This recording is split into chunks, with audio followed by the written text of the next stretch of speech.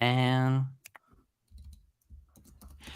good evening and welcome to episode number 8 of the Jacksonian. As I have with me is Melissa Triebwasser, the co-host of Frauds Insider and the St. Francis High School head coach for flag football. As we go over the flag football team and we go over a little bit what TCU has been up to since the magnificent 2022 season and what they will be up to in 2023. How you doing today, Melissa? I am doing well. Thanks for having me on, Jackson. It's good to see you again. Well, thank you for coming on. Should I tell the audience a little bit about yourself? Yeah. So like you mentioned, I covered TCU in a myriad of ways, a bunch of different platforms. I'm now with Dave Campbell's Texas Football, which is pretty cool. It's one of the big institutions in the state of Texas if you love high school college football. So that's a lot of fun. Excited to be a part of what they're doing. It's about 10 years covering TCU. I went to TCU. So it's pretty fun to get to stay connected to the university and we get to follow the frogs and, do photography, some writing and the podcasting. So a lot of opportunities have come my way because of that, and had a heck of a run last year, getting to be on the sidelines for a Big 12 championship, a playoff game, and the national championship. That was a pretty fun experience. Oh man, it most certainly was seeing TCU having that magnificent season. But you've also taken part in something really magnificent, which is becoming the first ever flag football head coach for St. Francis High School. What's that like? Yeah, so we have not started practice. Our first practice is a week from today, Monday. So I'm excited about that. But the state of California is kind of following suit as a couple other states did, Georgia and Florida and some other places, and they made 7-on-7 girls high school flag football an official sanctioned sport this year. So just like schools play basketball, softball, track, cross country, soccer, all those sports, flag football is now in that echelon. And so we sent out a survey last spring to see what kind of interest we would have and if it was worth us kind of getting this thing rolling. Interest was awesome. It was through the roof. So they went ahead and approved it for this year. And I went through I work full time at the school, but still had to go through a pretty grueling interview process to get the varsity coaching job.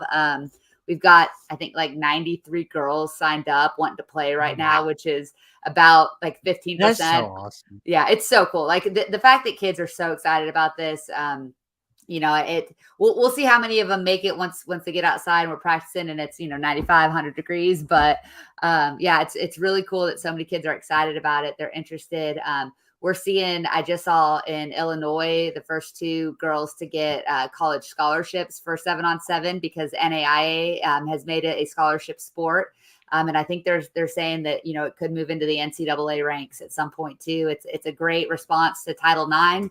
It's a way to add, a small roster of women's athletics to a college program. It's not a very expensive sport because you already have the field and, otherwise you're not wearing helmets. You're not, doing any of that. So I think that it's going to be an emerging sport and hopefully something at the collegiate level that gives girls more opportunity to participate in college athletics. So I'm fired up. I can't wait for our first practice. This is the first time any of the schools in our area have ever played this sport. So I've never gone into something less prepared, I feel like, because I have no idea what to expect, but still really excited about the opportunity and was actually able to connect with a couple of TCU coaches who gave me some pointers and some tips and wrote up a few plays for me even. So excited to kind of to roll those out this fall. That is so awesome. And you covered a lot of the magnificent 2022 season for TCU, including the Fiesta Bowl upset victory over Michigan. What was that like getting to cover that? That whole fantastic finish of a season, although the national title. We don't talk about that. We don't talk about that one, Jackson. It's fine. It's, look, I said I went to TCU my freshman year of college. We won 1 game. It was bad. And we made a bowl game for the first time when Gary Patterson took over for Dennis Franchione and came in with Dennis Franchione and they led us to the Sun Bowl victory when I was a student, when I was an undergrad.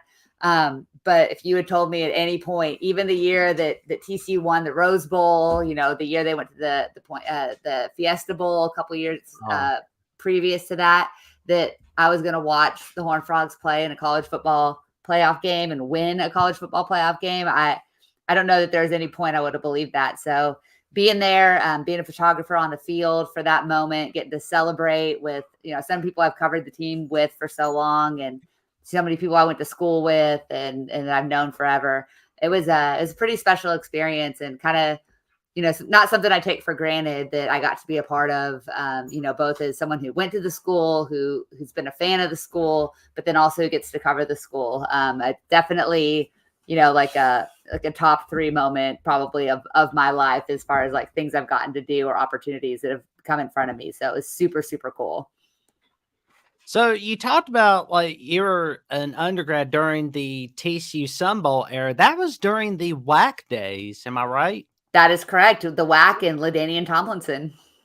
Oh man, LT. I mean, it's like I know like 80s kids, when they think of LT, they're thinking of Lawrence Taylor, but my generation is thinking LaDainian Tomlinson from the Chargers and TCU. Yeah, I was a student with LT at TCU, which is really cool. So I actually had classes with him, which is awesome. So, I got to know him just a tiny little bit, and he's still around. He's still super involved. I've gotten to interview him a few times. Yeah, it was, he wasn't a huge factor in that Sun Bowl. Those were the Basil Mitchell days, but Landry Burdine, who was the sideline reporter for TCU for a long time and is moving up into the booth to work with Brian Estridge this year.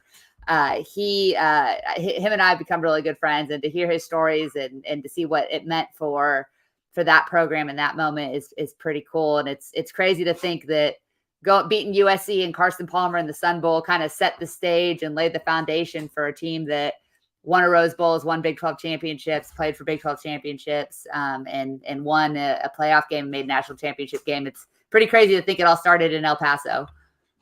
Oh man, that is a very awesome journey. Jeffrey from Only Talk Sports says that LT is one of the best running backs of all time. He was a beast with the Chargers. Absolutely true. He's a Hall of Famer for a reason. You got to say he's probably one of the top 5 or 10 best running backs in the modern era of the NFL for sure. I always find it such a shame they never got a Super Bowl. I mean, I get kind of sad about that for some reason. It's just like, oh man, y'all got screwed by the Patriots in 2006. Yeah. The fact they had Drew Brees and LaDainian Tomlinson and Junior Seau and Tony and who was I can't think of the tight end's name right now, but that team was loaded, never made a Super Bowl. It's pretty crazy. Oh man, it was another one that got away from Marty Ball, man. It's like I always hated it for Marty Schottenheimer. They never got a title, but yeah, one of the best to never win one. Yep.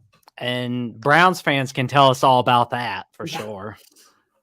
Oh, Antonio Gates. Thank you. Thank you. Sports. Yes. Yeah.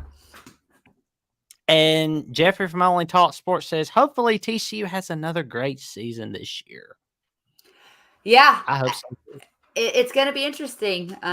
Year 2 of the Sonny Dykes era. Like you set the bar so high last year, but also a lot of things kind of had to go right. So I'm very interested to see how this year plays out.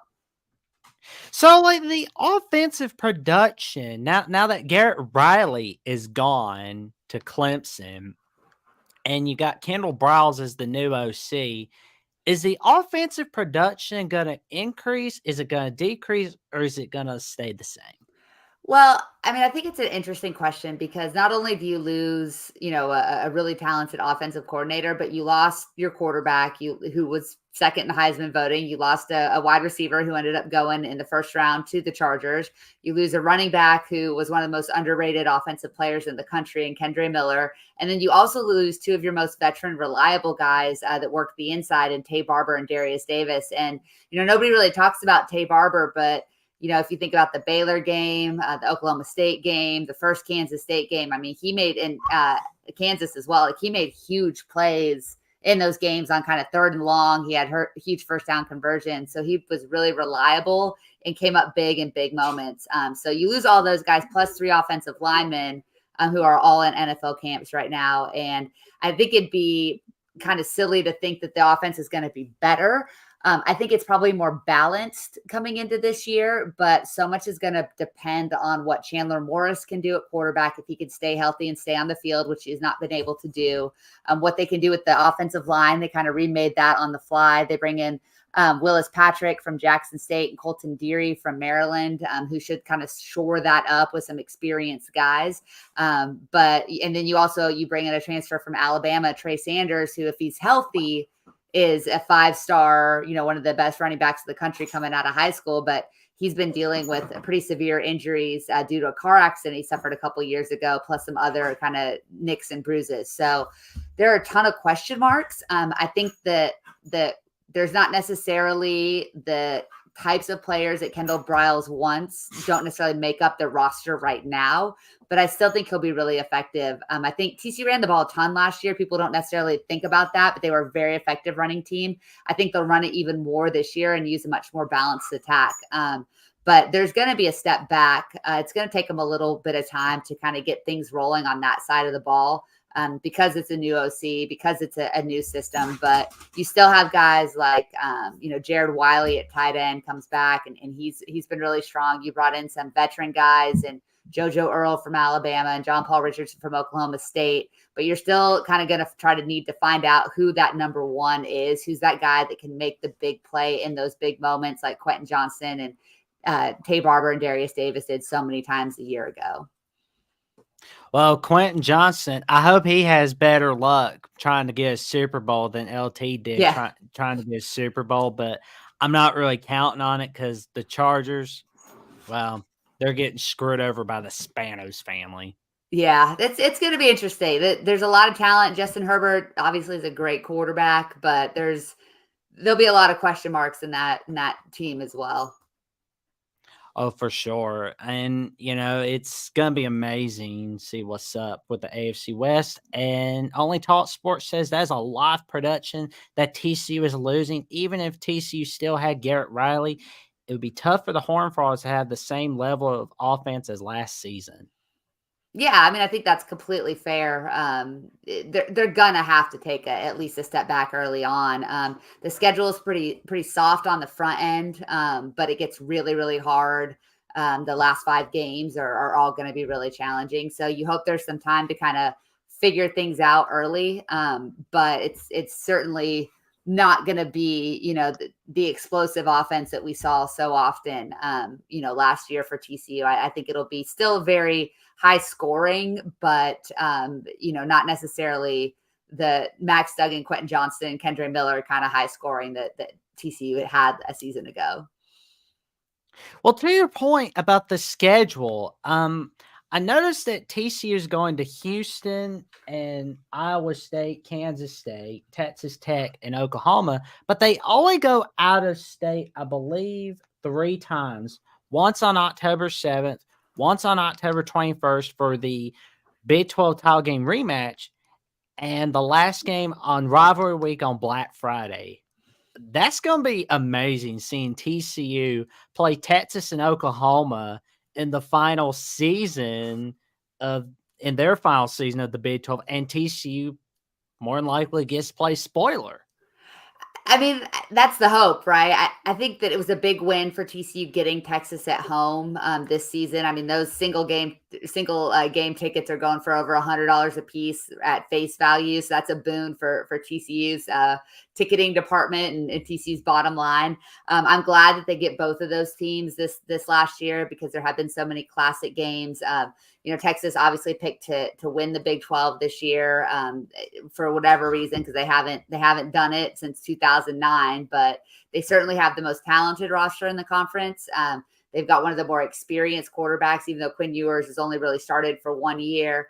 And they have probably the best wide receiver and the best tight end in the league as well. So anything less than a Big 12 championship game appearance for the Longhorns would be a massive disappointment once again. So hopefully TCU can play a part in keeping them out of that game and send their fan base home, having accomplished very, very little in the new look Big 12.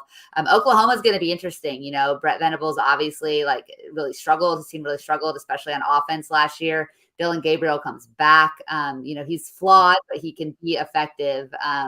The defense, I think, will be really, really good for the Sooners this year, which could present problems for TCU.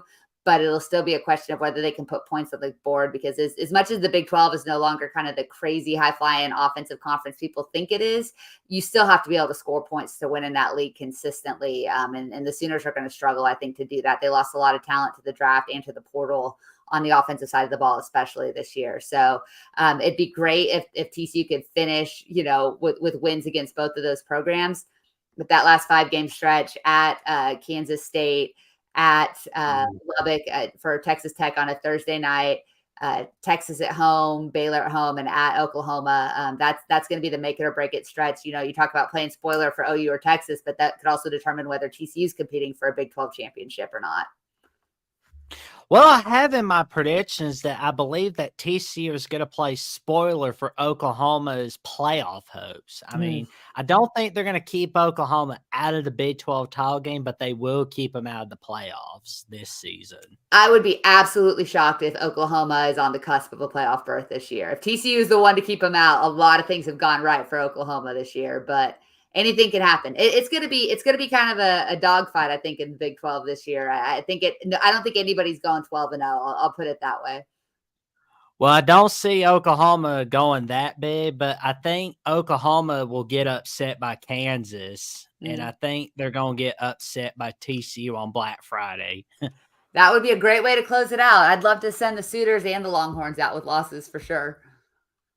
I think you will, but unfortunately, it will come with a price. I hate to say it. I'm thinking for right now, I think Iowa State takes you down a little bit. I mean, everybody's going to be focused on Texas, Oklahoma, unfortunately, but they're going to be like, oh, wait a minute. What about that Iowa State TCU game? I mean, you think Iowa State's going to have to win with their quarterback in jail. So I think that's they're probably starting a true freshman this year, and a really good true freshman. But with what's happening with Deckers, he's not taking a snap in college football ever again. So that's going to be a big issue. Yeah, he's in big boy trouble. Well, I did these predictions before today. So it's a few weeks ago. I was writing down on my Phil Steele magazine. I was like, oh man, it's you just made my life harder there, Mr. Daggers. Ames is a real tough place to play. TCU has not had a ton of success up there previously. But Iowa State's picked to finish kind of near the bottom of the conference. They don't have a lot on either side of the ball. I think now watch them, win 9 games or something. But I think you saw how poorly they played at the end of last year. There's some culture problems going on there. There's some talent problems going on. Campbell will get them turned around. I don't know if this is going to be the year that they're really, really good. That being said, TCU has not played great in Ames previously. I would not be shocked if Iowa State beat the Horned Frogs this year. And that does come kind of in a stretch of TCU's kind of most winnable section of the season. Those first 7 games, if you're a TCU fan, you're kind of expecting them to win 6 of those. I think maybe they slip up once, but my co-host Jamie will tell you he thinks TCU gets out of the gate 7-0 and then heads to that Big 12 championship rematch at Kansas State for what'll be an absolute bloodbath, I'm sure. Oh man, that Big 12 conference is stacked this season. Unfortunately, I do have Texas Tech and Baylor upsetting you guys, but I hope I'm wrong about it. But I'm just gonna tell you, I'll be pulling for TCU over Baylor for sure. Yeah, I think, Texas Tech, a lot of people are really excited about what Joey McGuire is doing in Lubbock with what they've done in recruiting, with the way that they're building that program. Thursday nights in Lubbock notoriously end up being really, really weird football games. And TCU and Tech have already played a bunch of really weird football games. I think that people are really high on the Red Raiders this year. I don't know if that's justified or not yet. We've got to see them do it, but they certainly showed sparks last year. I absolutely think that Tech could beat TCU. Baylor was really close to knocking off TCU a season ago. Like that, it's not for a miracle field goal, like as time expired, that TCU didn't win that game. They get the Bears at home in 2023, which certainly helps. And I do think TCU's roster is better than Baylor's right now. Dave Aranda's done a really good job with that defense, so they'll always be really competitive. But it's going to come down to Blake Shapen, and if he can be the guy, he flashes so much ability, but his consistency still isn't there. If he develops that this year, I think Baylor can absolutely, be a team that can finish in the top 5 of the Big 12 this year. And in doing so, would probably have to beat TCU to do that. Yeah, it's going to be a wild night in Lubbock for sure. For sure. Only Talk Sports says it will be interesting to see if Texas is finally back this year. I mean, just don't let Joe Tessitore near a Texas game. Yeah, seriously. The Longhorns they're out of excuses, and they're going to go from being kind of the big dog in the Big 12 to just another SEC team. So if they don't win, like I said earlier, if they don't win the Big 12 this year, I think it's an utter and complete failure for Steve Sarkisian, and he's probably on the hot seat no matter how many 5-star recruits he signs.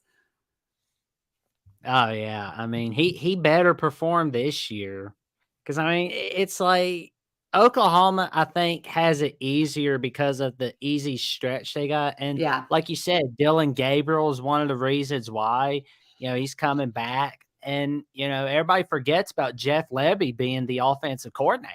I mean, I don't know why people have forgotten that all of a sudden, and I think unfortunately, the Georgia-Oklahoma game being removed by Greg Sankey, well, in a way, that's a solid for both teams. They didn't even know it. Yeah, that's a huge positive for Oklahoma, and Georgia's probably going to start a little bit slow this year too. But I still think Georgia's going to be a powerhouse, but they've got a lot to replace as well, coming off back-to-back national championships. So yeah, it's going to be interesting. I think that it's. Obviously there's a lot of expectations in both of those programs, and you want to go into the SEC on a winning note. But, I think also you're going to be circled and targeted by every team in the Big 12. Nobody wants to lose to those two teams this year. They want to send them out on a negative. So I think you'll be getting everybody's best shot if you're Oklahoma and Texas. And I wouldn't be surprised to see a couple teams that you don't expect kind of come up and knock those guys off. So it'll be a lot of fun. It's going to be fun to see how much everybody hates them this year, and how many horns downs and, all the stuff that you get to see. I just hope they don't get penalized for the horns down thing, because the dumbest thing. Like, that's the funny thing, though. It was like, oh, well, Big 12, we need you to penalize teams for the horns down thing. And the Big 12's like, okay, fine. And then like a few days later, Texas like, okay, so we're leaving for the SEC. Yeah. It's so bad. Just ridiculous. That would have been the moment where I'm just like, okay, we're getting rid of this horns down rule where we're penalizing teams for that. Yeah, it's just like even the SEC isn't going to punish them. So, why bother it? I mean, like, I don't know which is dumb, that rule or punishing teams for storming the field. Like, SEC has that rule. I mean, it's like, come on. It's a safety issue. I get it. Like, I've been down on the field when it's getting stormed. I think it's fun, and I love a field storming. I love a court storming. So I think they need to do it more often. They just need to be better prepared for it. And I will tell you, one of the best feelings in the world, and this happened at Baylor last year, is, it was like 40 degrees. It was raining. It was a miserable day. All the student section is behind the TCU sideline. And so I'm down there on the field taking photos, and I'd had really bad food poisoning that morning. So I was barely standing. It was awful. It was a terrible day until the last second. But all the Baylor fans were starting to like get up over the fences and get ready to storm the field because TCU was think number 3 or something, 4 or something. I don't remember what they were ranked, but they were going to storm the field. And then somehow that miracle last drive, they get Griffin Kell into position to kick. And you can see the fans and they're like literally leaning over the fence. And then the ball goes through the uprights and everybody just literally falls back. And it was just like, it's more fun to stop a field storming and a last minute victory like that than it is to actually storm the field, in my opinion. But both are pretty fun. Oh man. So one thing I'm thinking about is now that the Bedlam is likely gone, and we know the Texas Oklahoma game is gone from the Big 12 coming soon. Does TCU Baylor, is it the best rivalry in the Big 12, or is it like another rivalry? What do you think? I mean, I think TCU Baylor, TCU Texas Tech, Kansas State. Now that Kansas is like fielding a decent football team, those are probably your best rivalries. I think the Texas school rivalries are always going to be super elite, just because of how much people care about football in the state of Texas. And Texas Baylor is great, but don't sleep on Texas Tech. They've got a really cool rivalry trophy. It's a saddle. It's awesome. I absolutely love it. And it's those two schools across baseball, basketball, and football. Those games are always really close. They always almost always come down to the wire, and crazy things tend to happen in all three of those sports. So Texas Tech TCU is a great rivalry. TCU Baylor is a great rivalry because of how similar the two schools are, how similar the two fan bases are. But I definitely think that those can be kind of the best rivalries in the conference. TCU BYU is going to be a lot of fun having that rivalry back, because that's an old Mountain West Conference rivalry. And I think you also Kansas State, Iowa State has become an outstanding rivalry too. Those two fan bases absolutely go at each other in a way that's really, really fun if you're not one of them. So I think there's still a lot of interest. There's still a lot of excitement. I think West Virginia, Cincinnati will become a nice rivalry, and West Virginia, UCF could become a really good one too. Also, the UCF fans are super mouthy, so they're going to make rivalries with everybody. That is a large fan base. I mean, it's one of the biggest schools in the country, and they like to talk, and they are all over social media talking. So if they win it all, and I think they could, then they're going to be definitely one of the teams that everybody likes to beat the most. Oh, to your point about TCU BYU, I went over the history, and BYU was 2-0 versus TCU during the WAC era as they played each other in 96 and 97.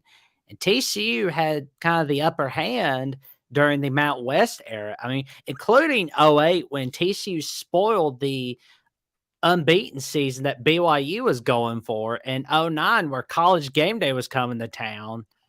Oh man. Yeah, those like people sleep on how good the Mountain West was during kind of those mid 2000 years, that kind of 2007 to 2012, 2008, 2012 stretch when Utah was regularly a top 20 team, BYU was a top 20 team, TCU was a top 20 team, San Diego State was really good. You even had Boise State in there for one of those years.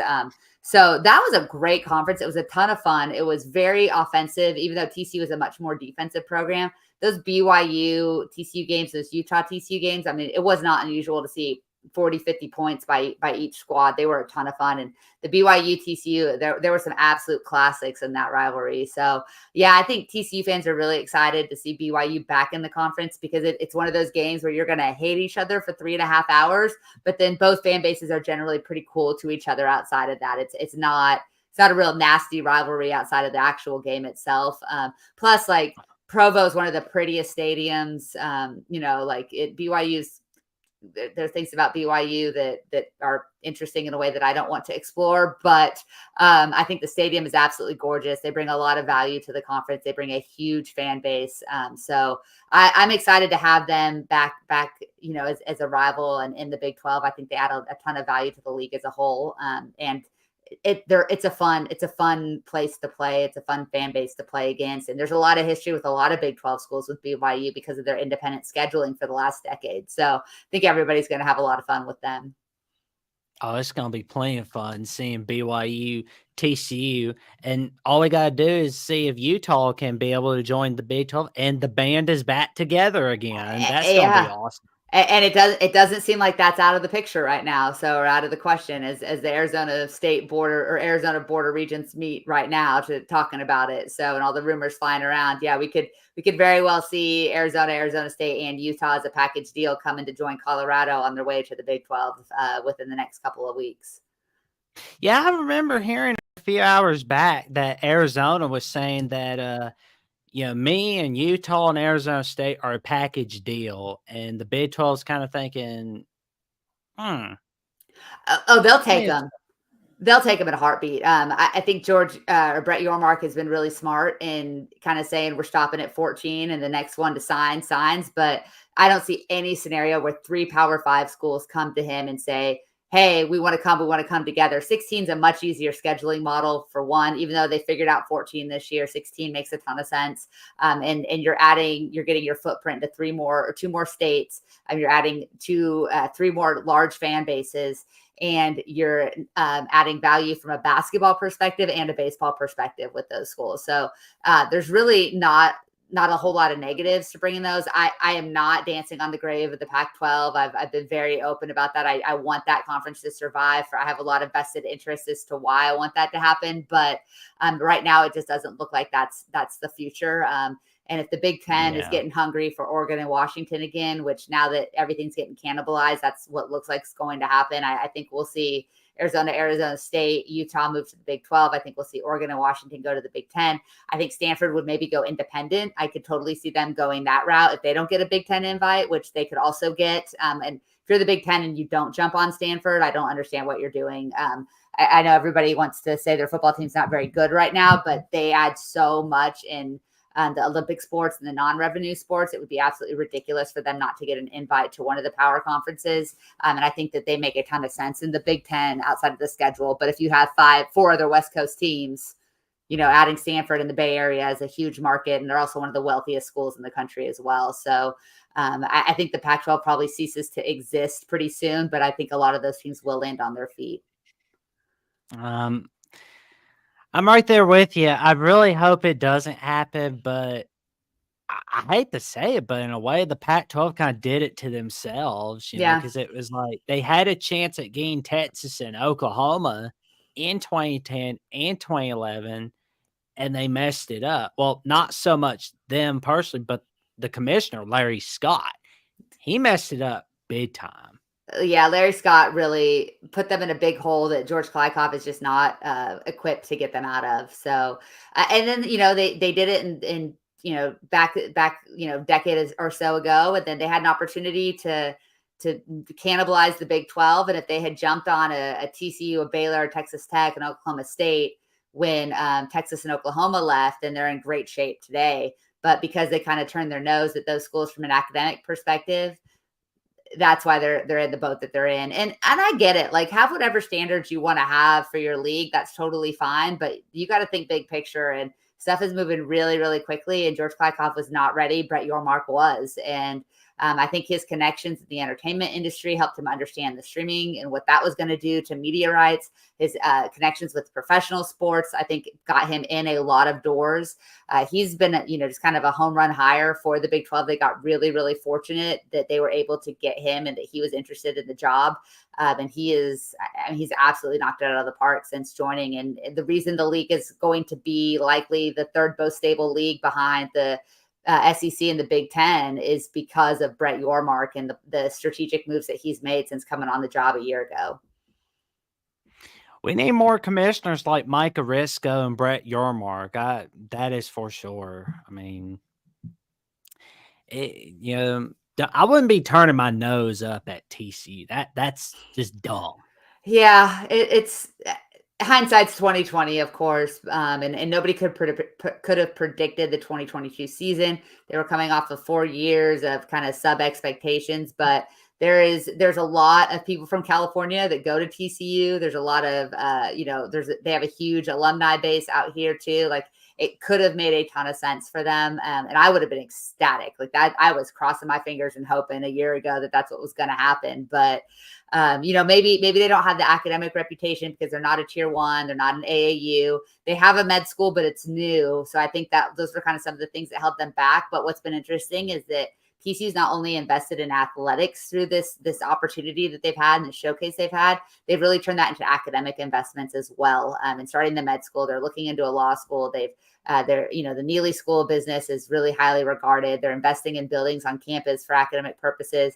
They're really capitalizing on the success of last year to kind of fill their coffers. And it's not just benefiting athletes, it's benefiting the campus as a whole, really from the top down. And they're investing back in academics and facilities for all students, which I think is really great. So I was thinking about TCU Colorado in the coming weeks. That's going to be on Big Noon Kickoff. So that's going to be a really fun game. I mean, you got the national defending runner up in all of college football, and the pretty much the most talked about Pac-12 team all off season in Colorado since Primetime became the head coach. What's your take on that game so far? It's going to be so fascinating. I think the last spread I saw, TCU is favored by 20, which feels absolutely ridiculous. Like Colorado, like nobody knows what to expect from them. You think Shedeur Sanders is going to be a really good quarterback. They've got, what's his name? Travis Henry, I think, right? That two-way player, the cornerback and the wide receiver. Travis Hunter. Yeah. Thank you. Travis Henry is an NFL player. So they have some pieces. I think there's obviously going to be an adjustment period, and opening on the road at the defending national champions isn't supposed to be easy by any stretch. But TCU is replacing so much too. So there's a lot of questions there. I would expect TCU to win. I'd be heavily disappointed if they didn't. I think you have to win against a coach making his Power 5 coaching debut with a roster that's basically been 90% turned over in the last season. But it's going to be fun. It's going to be entertaining. I'm super fired up to be on the same sideline as Deion Sanders, somebody who as a kid was one of my absolute favorite athletes. So I've already told Jamie, my co-host, was like, you can go to Sonny's press conference because I'm going to prime times. Like there's absolutely no question in my mind. I'm going to listen to that man talk after that game and go to the Colorado press conference for sure. It's going to be fun. Big Noon Saturday is going to be there. And I know you want to touch on maybe a little bit of a snub that ends up, but I think the 11 a.m. game is going to be a lot of fun. I think the fan base is going to be fired up. I assume that they're going to display the Fiesta Bowl championship banner, during that game. You're probably going to get TCU does this video after the first quarter called the Riff Ram video. And there's always somebody at the end that says, give them hell, TCU. I'd be shocked if it's not Max Duggan, doing the first Riff Ram of the year. So I think the atmosphere, the environment is going to be absolutely off the charts. I think the fan base is super juiced about this season. They're super excited coming off of last year. So there's going to be a lot of positives to that game. There should be a lot of reason for TCU to perform at a high level. But man, I have no idea what to expect from Colorado. So it's going to be really interesting. Yeah, Colorado's looking like a big unknown. I mean, like the reason why I feel that TCU Colorado got snubbed by College Game Day is because of you got the defending national runner-up and you got Colorado, and pretty soon this is going to be a future conference game. I mean, South Carolina, North Carolina is a good game and all, but it's not good enough to where College Game Day should be there, in my view. But Drake May's great, but that defense, is a disaster. I think if Colorado had a little bit of higher expectations, that could have easily have been the game day. But I think what they were afraid of is they're going to build up this game. It's going to be an absolute blowout. But again, who cares about the actual game? It's all about the lead up too. And you don't have a better story than Deion Sanders versus national runner-up TCU. Like that's just, it was too easy of a choice for them to screw it up that badly. But Fox and Big Noon Saturday, I think will really benefit. And Big Noon Saturday is great. Like they were here last year. They were at a couple of games and the atmosphere is great. It's not game day. It doesn't bring the juice or the cachet of game day, but they've really invested in it. And so it's growing. So it still absolutely kind of just brings a lot of energy and positivity to the campus. I know TCU is really excited. They have a great relationship with Big News Saturday. They have a great, the desk there is really great. There's great analysts and everything. So I would love to see College Game Day there. I was super disappointed that they weren't, but having any national spotlight is good for TCU. And so I think it's a positive, even if it's kind of the second tier one. Well, it's game day's loss. Big win for Big Noon Kickoff for sure. I want to go over your reaction a little bit to last week's storyline. Colorado joining the Big 12. What's your reaction from a TCU perspective? I mean, I think it helps stabilize the conference, and it also puts pressure on the other schools to make a move. I know the Pac-12 isn't necessarily mourning the loss of Colorado. Dan Lanning, the Oregon coach, had a great quote about what have they won. And I wanted to be like, Dan, what have you won? Like, I mean, you haven't been in the Pac-12 that long either, bud. You're at Oregon. Like, yeah, I don't remember you playing for the Pac-12 championship last year. I think obviously they're circling the wagons the rest of the conference. And yeah, Colorado's been really bad. I mean, they have not done anything of significance in the Pac-12 from a win and loss perspective when it comes to football. But that is a fan base that's ready to explode. And then they brought a stick of dynamite when they hired Deion Sanders, right? So we saw what the spring game looked like, how full that was. We've seen what they've done with merch and how much they've sold. They've sold out season tickets. Like, there's so much juice around that program right now because of Deion Sanders.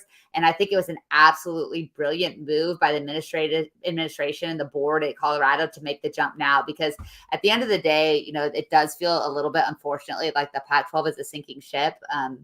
And that there's not a whole lot of hope for them to survive. And at the very best case scenario, they're probably looking at a media deal that pays them at least $10 million a year less than the Big 12 does. So you are so hot right now because you hired a head coach, and you hired a head coach knowing full well he's not going to be there for very long.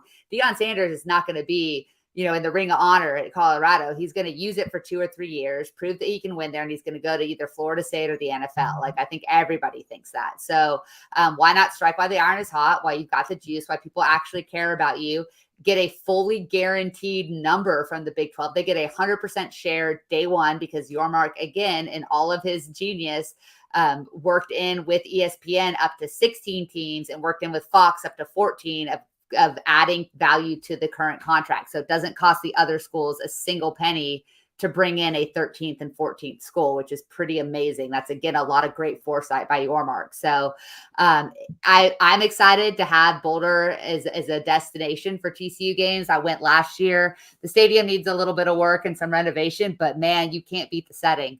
And Ralphie running by you is one of the coolest feelings of the entire world. I mean, that was just a momentous moment for me as a photographer and reporter. So I think that it's a home run. It makes a ton of sense. I don't know that they're going to win a ton of games right away, but they are clearly willing to invest in football today. So take them while they can, and know full well that in 5-6 years, everything's going to be different again anyway. So who cares? You got to live in the moment right now and realignment, because nothing's really going to last all that long. So speaking of realignment, this season will be the first season of Houston, Cincinnati, BYU, and Central Florida. We went over a little bit about TCU's history with BYU, and it's very magnificent. I want to go over a little bit about the history with Houston. Now, they were conference opponents during the Southwest Conference from 76 to 95. And they play each other in the Conference USA from 01 to 04. And the only non-conference matchup was the 07 Texas Bowl.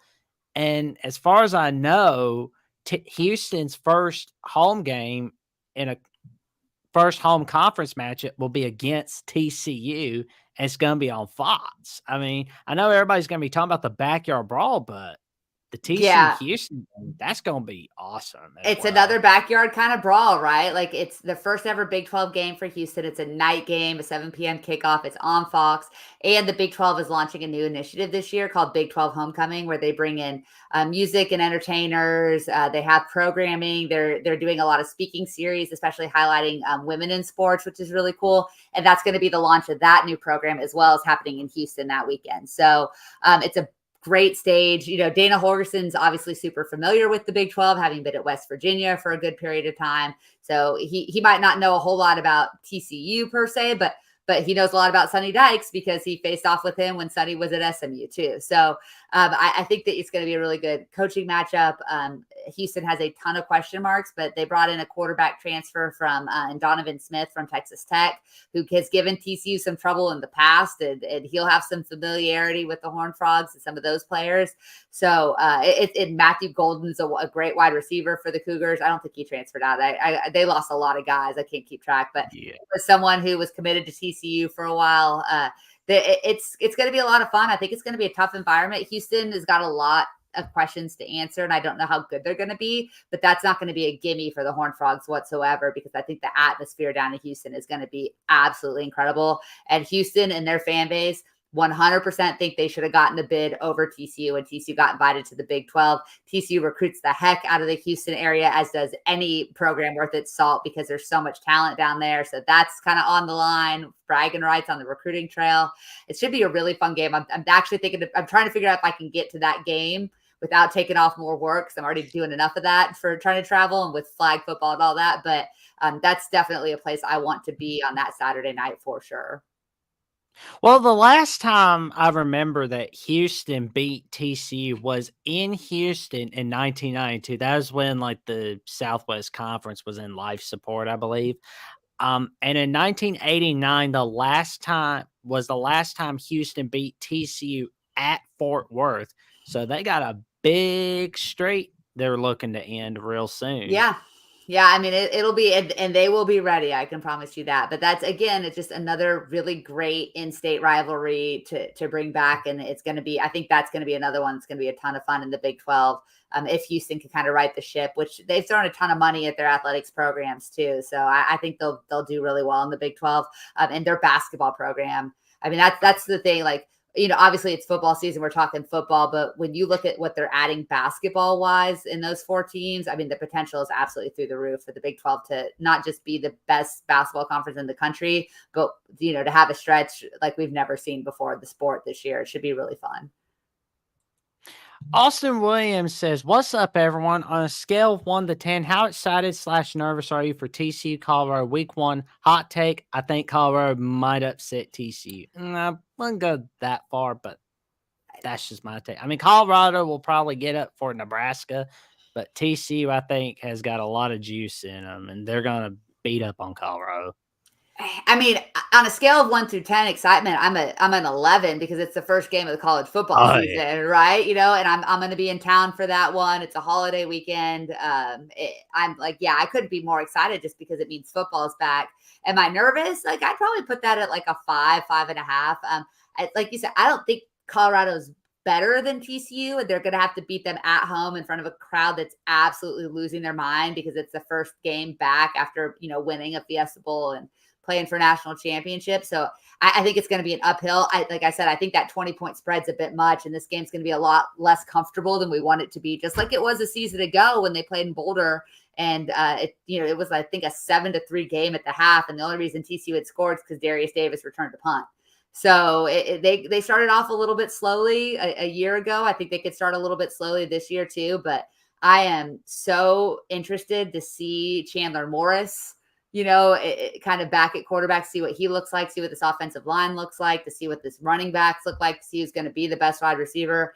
And this defense, this defensive secondary has a chance to be one of the best in the country. So them getting to kind of show up and show out against Shedeur Sanders and company should be really fun. Oh, man, it's going to be really fun. I know that TCU has some history with Cincinnati, but Cincinnati's 2-1 all time versus TCU, but that's during the Conference USA days from 2002 to 2004. The only win TCU had was in 2003. I know they won't play each other this season, but eventually next year they probably will. I have no idea how the schedule's set up yet. Yeah, I think if they stay at 14, then they'll play everybody every 2 years. If they go to 16, it could be every 3 or 4 years, I believe. Cincinnati's in bad shape though. That they were picked to finish second to last this year. And it's because, Scott Satterfield said at Big 12 Media Days, that roster has exactly one player from game one last year. Like that roster has completely turned over. 99% of those players have left the program either through graduation or the transfer portal. So he's got a completely new roster to work with. I don't think a lot of people believe in him as a head coach. He's got a lot to prove. I don't think Cincinnati's going to be much trouble for people this year, but they've shown in the past with the right coach and the right investment that they can. Obviously, they were a playoff team not that long ago. So you lose Luke Fickell. But I think with the resources the Big 12 provides them, it won't be long before they're competitive again. I just think them and West Virginia have the two biggest hills to climb in 2023 for sure. Oh, yeah. I mean, Scott Satterfield, I mean, the way he was at Louisville, and I'm just kind of like, not feeling lot too of questions. Yeah, Yeah, I lot mean, of questions there. Cincinnati shouldn't have hired him, but that's just my take. Last question before we end the show, and you tell everybody where everybody can find you if they want to talk about TCU and flag football. What is your prediction for TCU this season? It's such a tough question because you do replace so much. You have so many new faces that are going to be playing critical roles. I think I've kind of settled on anything less than 8 wins based on the schedule would be a little bit of a disappointment. I don't see a path to more than 10. So to me, best case scenario is they win 10 games and maybe they're in the running or they have a chance with a tiebreaker to make the Big 12 championship. Worst case scenario is probably 6 wins, but I think 8 is kind of my expectation. That those last 5 games are tough. I think it's going to be really hard to win in Manhattan against Kansas State, which has a really veteran quarterback and a really good defense. And Chris Kleiman's an absolute wizard. I think that the at Oklahoma on Black Friday, I know you've got that as TCU winning. I think that's going to be a tougher one for me to say is a win. And then you still have to go to Ames, to Lubbock.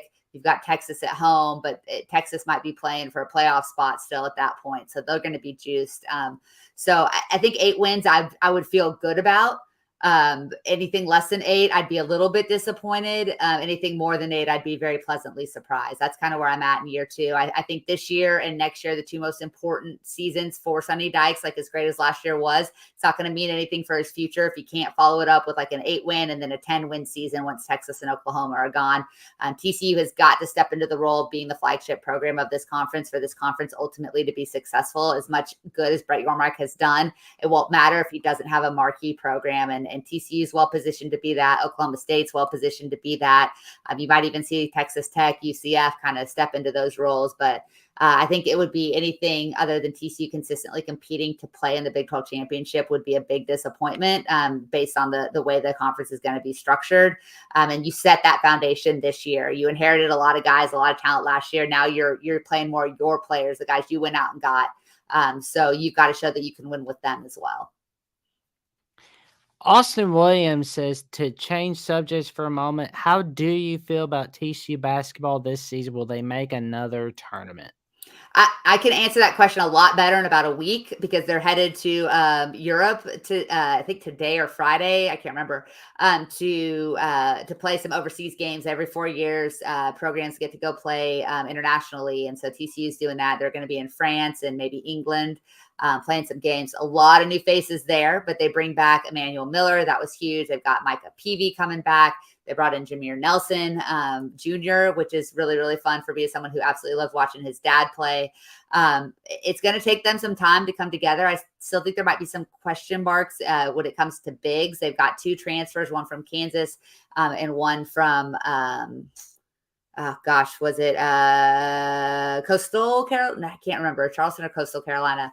But I think if that team can gel and this overseas trip comes at the perfect time for that to happen, the talent is absolutely there. The talent's 100% there. So anything less than making the tournament, I think would be a disappointment. But again, when you look at the Big 12 schedule, adding in Houston, it's just an elite program. Plus the way that TCU's kind of draw shaked out, they've got a tough draw, but I still think that they're probably a tournament team. At some point, they've got to get over the hump and advance to the Sweet 16. I don't know if this will be the team that can do it, but there's certainly enough talent for that to happen. Well, this about wraps up the show. But before we go, for those who would like to discuss TCU football or basketball or those that would like to come play at flag football for St.